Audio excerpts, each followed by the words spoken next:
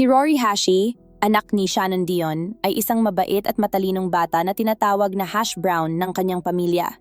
Bagamat tahimik ang kanyang kabataan, galing siya sa isang hindi pangkaraniwang pamilya ng mga biker. Ang kanyang lolo, si Bernie Gaiden, ang nagtatag ng Satan's Choice Motorcycle Club at ang kanyang tiyuhin ay miyembro ng Hells Angels, isang pamilyang hindi gugustuhing kalabanin. Sa kanyang mga unang taon bilang teenager, sinubukan ni Rory na magsikap sa paaralan at sa edad na 13, nanalo siya ng Cadet of the Year sa kanilang local squad. Gayunpaman, hindi malinaw kung bakit, ngunit pagkatapos nito, nagbago ang lahat at malamang na ang droga ang naging sanhi. Nagsimula siyang gumamit ng methamphetamine na nagdala sa kanya sa isang matinding pakikibaka laban sa adiksyon.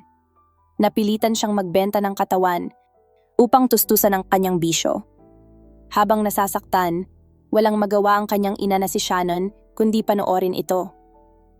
Sa kabila ng lahat ng pagsisikap ni Shannon, nanatiling walang tulong mula kay Rory para sa kanyang sarili. Dahil sa tindi ng sitwasyon, kinailangan ni Shannon na humingi ng tulong mula sa mga espesyalista. Nang mag-17 years old si Rory, nagsimulang magbago ang lahat. Nakahanap siya ng sariling apartment, nagbalik sa pag-aaral, at nakatagpo pa ng pag-ibig kay Tony. Mukhang maganda ang mga nangyayari para sa kanya, kaya't naguluhan ang mga kaibigan at pamilya nang bigla na lang siyang mawala. Sa isang iglap, naglaho si Rory. Matapos makaranas ng mental relapse, dinala si Rory sa ospital ng isang kaibigan at ng kanyang ina. Sa kasamaang palad, hindi nagtagal ang dalawa sa ospital at agad nilang iniwan si Rory sa waiting room. Naiwan siyang mag-isa, ngunit tila nagbago ang kanyang isip makalipas ang 15 minutes. Tumayo siya at lumabas ng ospital na nakunan ng surveillance camera habang kalmado siyang naglalakad mag-isa. Kung ano man ang kanyang ginagawa o saan man siya patungo, siya lamang ang nakakaalam. Ngunit ito na ang huling pagkakataon na si Rory Hashi ay nakita sa kamera. Habang lumilipas ang oras, nagsimulang mag-alala ang mga tao sa kanyang pananahimik. Ang mga oras ay naging araw at ang pag-aalala ng iba ay lalong lumala. Ang unang taong nag-alerto sa pulisya ay ang kanyang guidance counselor na sinundan ng kanyang ina. Malawakang paghahanap ang isinagawa sa buong lungsod ng kanyang mga kaibigan at pamilya. 2 linggo ang lumipas at sa isang insidenteng walang kaugnayan sa kaso, isang nakakakilabot na bagay ang matutuklasan. Noong September 11, 2017, bandang 8 p.m., isang 11 years old na bata at ang kanyang lolo ang tahimik na nangingisda sa Oshawa Harbor, nasisiyahan sa paglubog ng araw. Sa mga sandaling iyon, may nakita ang maglolo na lumulutang sa tubig. Noong una, inakala nila na isa itong patay na hayop. Ngunit nang tingnan nilang mabuti, nagsimula silang mahilo sa nakita. Lumulutang sa harapan nila ang katawan ng isang babae na wala ng ulo, mga braso o binte. Agad nilang tinawagan ang pulisya. Habang sinusuri ng mga pulis ang tubig para sa iba pang bahagi ng katawan, kumalat ang balita sa community ng Oshawa.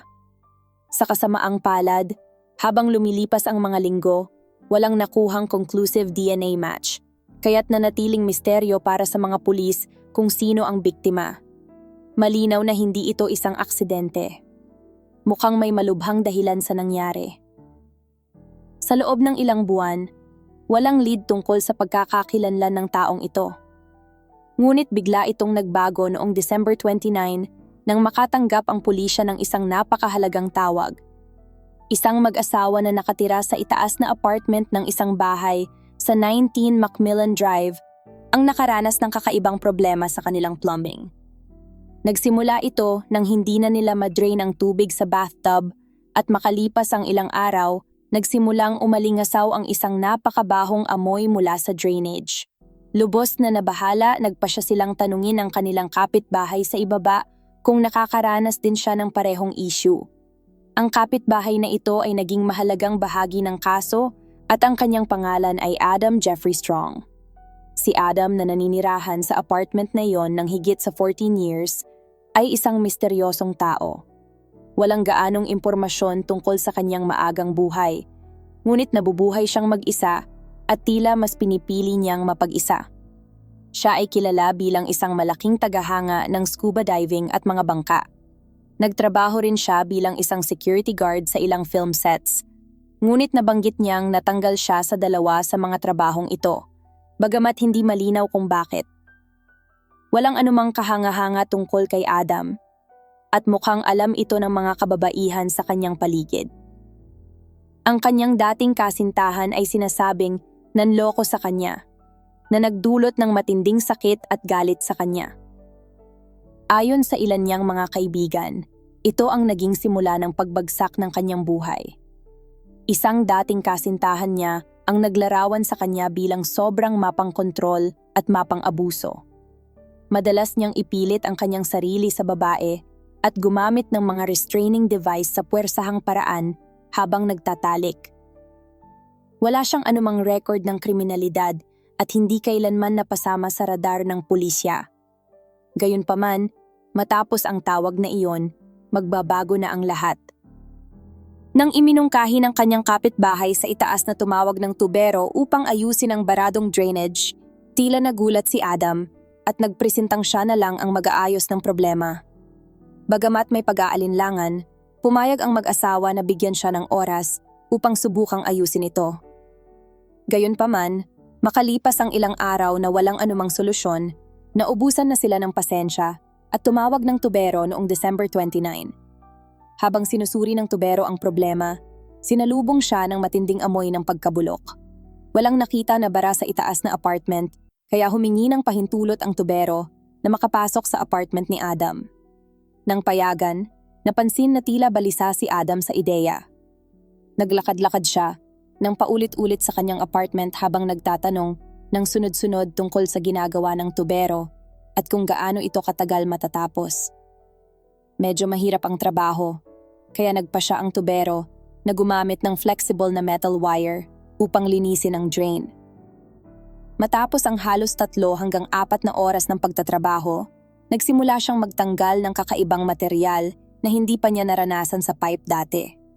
Ito ay tila laman at karne, at higit sa 10 kilo ng ganitong bagay ang lumabas mula sa pipe. Dahil dito, nagsimula siyang mag-alala. Tumawag siya sa kanyang boss para sa isang pangalawang opinyon at agad siyang sinabihan na tawagan ang pulisya. Habang tinatrabaho ang drain gamit ang isang flexible na wire, paulit-ulit siyang nakakahugot ng kakaibang material mula sa tubo. Sa kabila ng kanyang pagsisikap, hindi niya maayos ang problema. Dahil sa hindi pangkaraniwang sitwasyon, napagdesisyonan niyang tumawag sa mga awtoridad para humingi ng tulong.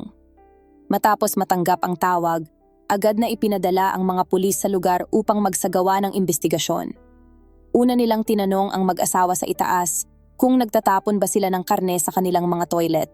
Ngunit, gaya ng inaasahan, itinanggi nila ito. Nang tanungin ng mga pulis si Adam, biglang nagkaroon ng nakakagulat na pangyayari. Sa kanilang pagkabigla, itinaas ni Adam ang kanyang mga kamay at sinabi, "Sige, nahuli niyo na ako. Ang totoo, ito ay katawan. At kung gusto niyo ang natitirang bahagi niya, nasa freezer ko siya at halos wala na siyang laman." Ang pag-amin na ito ay lubos na ikinagulat ng mga pulis. Pumasok sila sa apartment upang magsagawa ng karagdagang imbestigasyon at sinalubong sila ng isang nakakahindik na tanawin. Ang basement apartment ay literal na nakakadiri. Ang mga gamit ay nagkalat, balot ng dumi at grasa. Ang sahig ay napakarumi na nagkaroon ng makikitid na daanan upang makalakad sa loob ng tirahan. Ang pinakamasahol sa lahat ay ang napakalakas na amoy ng pagkabulok. Ang toilet bowl sa banyo ay tinanggal, kung saan desperadong sinubukan ni Adam na alisin ang bara ngunit nabigo. Sa kwarto, natagpuan ang pinaka-nakakakilabot na bagay sa lahat. Noong buksan ang isang freezer sa apartment, natagpuan ang bahagyang nabubulok na mga parte ng katawan ng isang babae.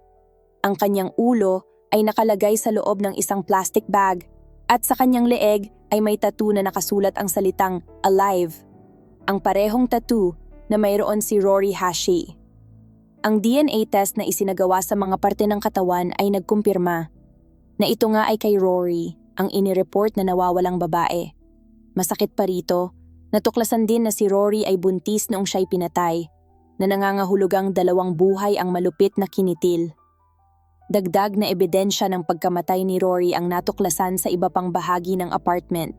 Ang kanyang dugo ay nakita sa skirting boards, dingding, kisame, at pati na rin sa kanyang sapatos na nakalagay sa isang plastic bag sa sahig.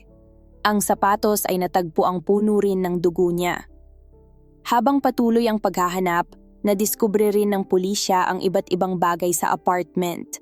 Kabilang ang mga sex toys, iba't ibang uri ng kutsilyo, at nakakakilabot, isang improvised explosive device o pipe bomb. Bagamat hindi malinaw kung bakit may ganitong bomba ang may-ari ng apartment, posible umanong ang pagtawag sa pulisya ang nakapigil sa isang mas malaking trahedya. Agad na tinawag ang bomb squad upang maalis ang panganib. Ang bomba ay ligtas na dine-activate at pinasabog ng walang nasaktan, isang eksenang naiulat pa sa balita.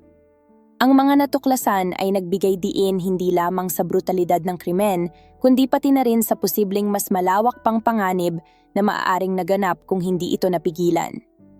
Sa patuloy na investigasyon, isang bended hammer na may DNA ni Rory ang natagpuan. Posible umanong ito ang ginamit na murder weapon. Agad na inaresto si Adam Strong, ngunit dahil sa kakulangan ng matibay na ebidensya, kinasuhan lamang siya ng interference of a dead body. Gayunpaman, ito'y nagbigay daan upang imbestigahan siya. Sa kasamaang palad, hindi siya gaanong nagbigay ng impormasyon sa loob ng halos 1 oras na interrogation. Dahil walang court order, hindi siya maaaring interogahin, ngunit sa hearing ng kanyang bail, pinagpasyahang mananatili siya sa custody hanggang sa kanyang paglilitis. Bagamat ang kanyang kaso ay interference of a dead body lamang, alam ng mga investigador na mas malaki ang kanyang kasalanan, ngunit hindi pa nila ito lubos na matukoy. Pagkalipas ng 7 buwan, isang malaking development ang naganap sa kaso. Sa isa sa mga kitchen drawer, isang Wyoming hunting knife ang natagpuan. Hindi na nakakagulat ang kutsilyo, ngunit ang natagpuan dito ang nagpabago sa investigasyon. Sa talim ng kutsilyo ay natagpuan ang DNA ng isa pang babae, na hindi kay Rory Hache. Pagkatapos ng pagsusuri, natukoy na ito ay DNA ng isang babae na nagngangalang Candice Fitzpatrick. Si Candice ay isa pang residente ng Ottawa na iniulat na nawawala simula pa noong March 2008. Katulad ni Rory, siya ay 19 years old noong panahon ng kanyang pagkawala at hindi kapani-paniwala na walang balita o kontak sa kanyang pamilya sa loob ng mahigit 10 years. Si Candice ay inilarawan ng kanyang amang si Bill bilang isang pasaway na kabataan na madalas nasa lansangan, nakikipaglaban sa adiksyon sa droga, at napilitang pumasok sa sex work. Madalas din siyang umaalis ng bahay nang walang pasabi at hindi nakikipag-ugnayan sa loob ng ilang linggo. Dahil sa kanyang magulong pamumuhay, hindi agad nag-alala ang mga nakapaligid sa kanya tuwing siya'y nawawala ng ilang sandali. Nang mawala siya matapos maglakad patungo sa isang mall, hindi kaagad nagkaroon ng matinding pag-aalala. Ngunit habang lumipas ang linggo at naging buwan, labis nang nag-alala ang kanyang ama. Sa kasamaang palad, naiulat lamang siyang nawawala makalipas ang ilang buwan noong 2010, kaya naging limitado ang mga pagsisikap upang matagpuan siya. Sa kabila ng lahat ng pagsisikap ng ama ni Candice Fitzpatrick na hanapin siya, nanatiling walang malinaw na sagot sa kanyang pagkawala. 10 taon matapos siyang mawala, ang pinakamasamang kinatatakutan ng kanyang pamilya ay nakumpirma sa apartment ni Adam Strong. 11 buwan matapos ang pag-aresto kay Adam, muli siyang dinala para sa interogasyon. Alam ng mga investigador na kailangang maging maingat sa kanilang pakikipag-usap sa kanya upang ang anumang impormasyon na makukuha ay magamit bilang ebidensya sa korte. Sa loob ng 12 oras na interogasyon, sinigurado nilang maibigay ang lahat ng hinihingi ni Adam, kabilang ang mga break para manigarilyo at ang paborito niyang pagkain. Ang paraan ng pagsasalita ni Adam tungkol sa kanyang mga biktima ay talagang nakakagalit. Para siyang nagsasalita tungkol sa kanila na parang mga walang halagang bagay at hindi mga tao. Ang detective na nagtatrabaho noon ay talagang mahusay sa pagbuo ng tiwala at ugnayan kay Adam, na binigyan siya ng pagkakataon na ibulalas ang lahat ng kanyang mga lihim at madilim na katotohanan. Hayagan niyang inamin na pinutol-putol at itinapon niya si Rory. Tinanggal niya ang mga braso at binti nito, itinapon ang katawan sa lawa, at sinubukang i-flush ang iba pang bahagi sa toilet. Sa buong interview, napakasama ng ugali ni Adam. Parang wala siyang pakialam sa mga ginawa niya o kung paano ito nakaapekto sa ibang tao. Inamin pa niya na mayroon siyang mga katangian ng isang serial killer, kabilang na ang hilig sa pagpatay ng hayop. Sinabi rin niya na ang dahilan lang kung bakit siya nahuli ay dahil sa baradong tubo. Nang tanungin tungkol sa DNA ni Candace Fitzpatrick, hindi niya itinanggi ang pagputol-putol sa katawan nito. Sinisi pa niya na hindi niya agad pinakuluan ng kutsilyo kaya natuklasan ang DNA ni Candace. Wala siyang pagsisisi, walang empathy at walang takot na makulong. Kinaharap ni Adam Strong ang mga kasong first-degree murder kaugnay ng pagkamatay ni Candace Fitzpatrick at Rory Hashi. Bagamat hindi pa natatagpuan ang katawan ni Candace, kinonsidera ang kaso ni Adam bilang first-degree murder dahil sa nakitang DNA niya sa katawan ni Rory at dahil sa mga senyales ng genital mutilation. Nagsimula ang paglilitis laban kay Adam noong Disyembre 2008. Sa korte, lumabas ang nakakagimbal na mga detalye habang inilalarawan ang mga bahagi ng katawan ni Rory na natagpuan sa tahanan ng akusado. Ayon sa prosecution, inalok ni Adam si Rory ng pera para sa sexual services sa kanyang apartment. Doon, ginamit niya ang BDSM-style contraption upang pigilan si Rory. Ang BDSM ay isang set ng mga sexual na aktibidad at relasyon na kinabibilangan ng bondage, disiplina, dominance, submission, sadism, at masochism. Tumutukoy ito sa mga dynamics ng kapangyarihan kung saan ang isang tao ay may kontrol habang ang isa ay nagpapasakop at maaaring magsama ng mga aktibidad tulad ng paghihigpit o sakit. At brutal siyang pinagpapalo gamit ang martilyo. Kahit may mga pasa sa muka at ulo si Rory, itinanggi ni Adam na ito ang sanhi ng kanyang kamatayan. Sinasabi ng prosecution na pinutol ni Adam ang katawan ni Rory at itinapon ang torso sa Oshawa Lake. Ito ay sinuportahan ng datos ng cellphone ni Adam na nagpapakita na siya ay malapit sa lawa noong Setyembre 4, 2021. Pagkatapos nito, inantay pa ni Adam ng ilang buwan bago tuluyang itapon ang katawan ni Rory sa toilet na walang kahit anong remorse o pagsisisi. Ipinagtanggol ng depensa na walang matibay na ebidensya na si Adam ang pumatay kay Rory. Iminungkahi nila na maaaring namatay si Rory dahil sa drug overdose at nagpanik si Adam kaya itinapon ang katawan. Sa kabila nito, tumatawa pa si Adam sa korte at minsan ay hindi pa nagpapakita. Hindi naniniwala ang hurado sa mga kasinungalingan ni Adam. Nakita nila si Adam bilang isang walang emosyon at walang pusong mamamatay tao. Noong March 16, 2021, napatunayang guilty si Adam sa first-degree murder ni Rory Hashi. Sa kasamaang palad, hindi siya napatunayang guilty sa murder ni Candace Fitzpatrick dahil hindi pa natatagpuan ang kanyang katawan, ngunit napatunayang guilty sa manslaughter. Nagbigay ng mga impact statements ang pamilya ni Rory at Candace. Ipinahayag ni Oksana Fitzpatrick, kapatid ni Candace, na maraming pagkakataon at karanasan ang inalis ni Adam mula kay Candace, kasama ang kanyang murang buhay. Samantala, umiiyak na sinabi ni Bill Fitzpatrick, ama ni Candace, na hindi ito ang inaasahan niyang kinalabasan matapos ang mahabang taon ng paghahanap. Idinagdag niya na hindi na makikilala ni Candace ang kanyang mga pamangkin at hindi na rin siya magkakaroon ng pagkakataong maging ina. Dahil sa COVID, hindi naka-attend si Shannon Dion sa pagbasa ng hatol.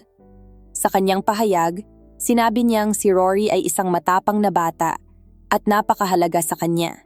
Hindi niya maisip kung paano magpapatuloy ang kanyang buhay mula noon at ramdam niyang hindi na ito magiging gaya ng dati. Naniniwala siya na ang pumatay kay Rory ay bihasa sa krimen dahil alam niyang matapang ang kanyang anak at hindi madaling mabiktima. Masakit din para kay Shannon na hindi na niya makikitang umibig, magtapos ng pag-aaral, magpakasal o magkaanak si Rory. Noong April 21, 2021, sinentensyahan si Adam Strong ng habambuhay na pagkabilanggo na may minimum na 25 years para sa pagpatay kay Rory. Bukod pa rito, Si Adam ay sinentensyahan ng 18 years para sa manslaughter ni Candace na sabay na ipapatupad sa kanyang sentensya. Ito ang pinakamataas na sentensya na maaaring ibigay sa ilalim ng batas ng Canada. Ibig sabihin, si Adam ay makukulong ng hindi bababa sa 43 years na may habang buhay na pagkabilanggo bilang pinakamataas. Sa pagtatapos ng pagdinig sa sentensya, sinabi ng hukom na walang senyales si Adam ng rehabilitasyon base sa kanyang pag-uugali sa interview at sa loob ng courtroom. Ang lalaking ito ay nagsisimula na ng kanyang sentensya sa Joyceville Correctional Center. Hindi nito maibabalik ang buhay ng mga biktima, ngunit makakapahinga na sila dahil wala na sa kalye ang halimaw na ito. Ayon sa ama ni Rory, nagawa ng hukom ang kanyang trabaho at napabagsak si Adam. Alam na raw niya na magbibigay ang hukom ng matinding sentensya dahil galit ito kay Adam. Sa wakas, binigyan ng hustisya ang mga biktima. Ngunit hindi pa dito natatapos ang ating kwento. Noong February 2022, nagdesisyon si Adam na magtapat ng bagong impormasyon sa isang jail guard. Ibinunyag niya ang lokasyon ng katawan ni Candace Fitzpatrick. Agad na nagpadala ng mga pulis sa lugar kung saan itinuro ni Adam ang pinaglibingan kay Candace. Matapos ang 14 years, natagpuan din sa wakas ang mga labi ni Candace sa Secreto Drive at Britannia Avenue East. Sa wakas, nagkaroon ng closure si Bill Fitzpatrick at ang kanyang pamilya. Sa kasamaang palad, hindi pa rin alam ang sanhi ng kamatayan ni Candace at patuloy pa rin ang investigasyon. Dahil sa mga bagong ebidensyang natuklasan sa apartment ni Adam, pinaghihinalaan na hindi lamang sina Rory at Candace ang kanyang mga biktima. Sina Rory Hashi at Candace Fitzpatrick ay dalawang dalagang naghahanap ng kanilang lugar sa mundo. Sa kabila ng kanilang mga pagsubok, sinikap nilang baguhin ang kanilang buhay. Mahal sila ng kanilang pamilya at gusto nilang makamit ang pinakamagandang kinabukasan. Bagamat hindi sila nagkakilala, magpakailanman silang may uugnay sa kanilang trahedya at maagang pagkamatay sa kamay ng isang sadista at walang pusong halimaw. Hey everyone! I just wanted to take a moment to give a huge shout out to Itaseb ng Milan, Italy, Elena Cantern, Deoravel Galapin Mendoza, Ems Del Campo, Christine Rojas, Glenda Comawas ng Manila, Anwar Selkad ng Muscat, Oman, Miru 495, Mary Gabay, Lexi, Susan Jawarnig, Rosemary Biagtan, Linda Ariola ng Milan, Italy, Joyce Ann Concha ng Portugal, Shinonaga Evelyn. At sa mga nagiiwan po ng mga suggestion, malaking pasasalamat po kay Teresita Dacpano at Marilyn Nida. Ang inyong mga suhestyon ay lubos naming pinahahalagahan at tiyak na makakatulong upang mapabuti ang channel na ito. Maraming salamat po sa inyong lahat na mga sumusuporta pati na rin sa mga silent listener. Mabuhay kayo at patuloy na maging inspirasyon sa iba.